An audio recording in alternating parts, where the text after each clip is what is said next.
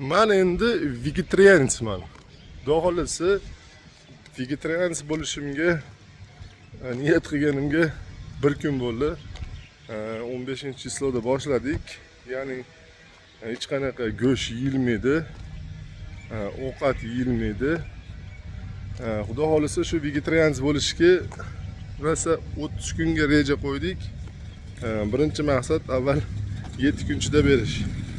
Organizm qanday o'zini qabul qilar ekan. Bugungi kunda og'irligim 110 kilo. Kecha 15-kuni o'sha torttirdim.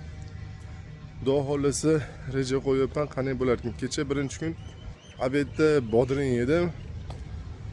Kechqurun marojniy yeb yuribman. Vegetarianlar marojniy yeydi.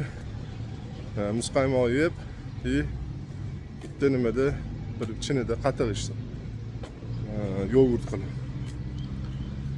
Bo'ldi, boshqa narsa yeganim yo'q, lekin rosa qiyin bo'ldi. Onasini yemsin.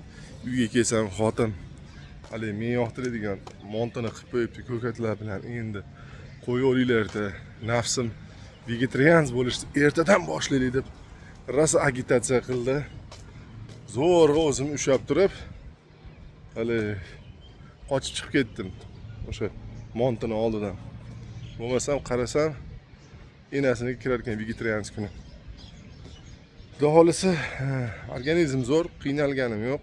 Faqat o'sha bitta qiynalganim, uyda montini ko'ribcha qiynaldim. Nafsim ertangi kunga qoldirib rosa agitatsiya qildi. O'sha bitta narsa, siz yemoqchi bo'lgan narsangiz sizni uyingizni ko'zingiz oldida yo'q bo'lsa, yuraver ekansiz. Lekin ko'zingiz oldida ko'rganingizda nafs o'z o'yinini boshlar ekan. Shunaqa kun. Xudo xolasa nima bo'ladi endi ko'ramiz. Nima bo'lishini vegetarianchilarda.